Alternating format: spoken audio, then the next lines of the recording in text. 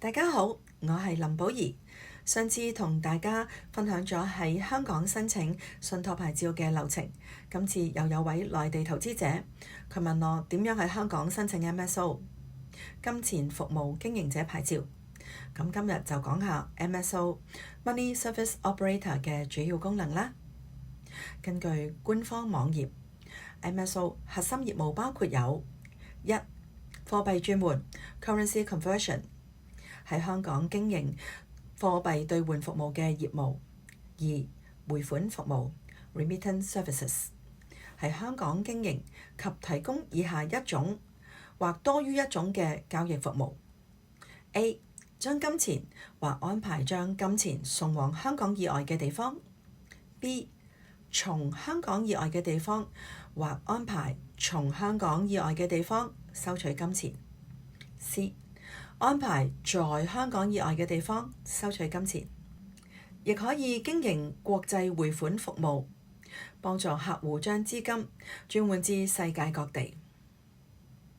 係咪覺得 B 同 C 點嘅業務範疇好相似呢？係咪有啲 confusing？ 其實 MSO 牌照持有人主要嘅業務角色有兩種，一種係直接接收及發放款項，另一種就係促成交易發生，但係唔會直接持有款項。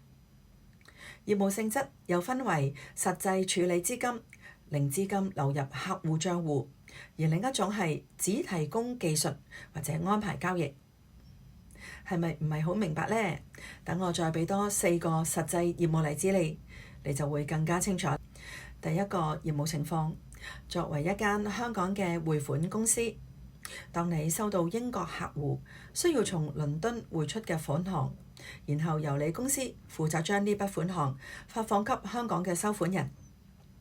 第二個業務情況，作為一間香港嘅支付公司，喺海外收取商業款項，然後將資金結算到香港嘅商戶。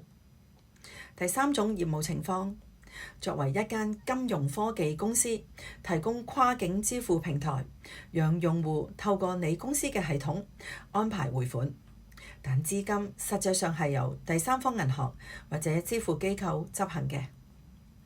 最後一個例子，就係當你公司要為客戶提供國際匯款 API 服務，讓客戶可以透過其他持牌公司進行跨境匯款，而持牌公司或者機構本身係唔接觸資金嘅。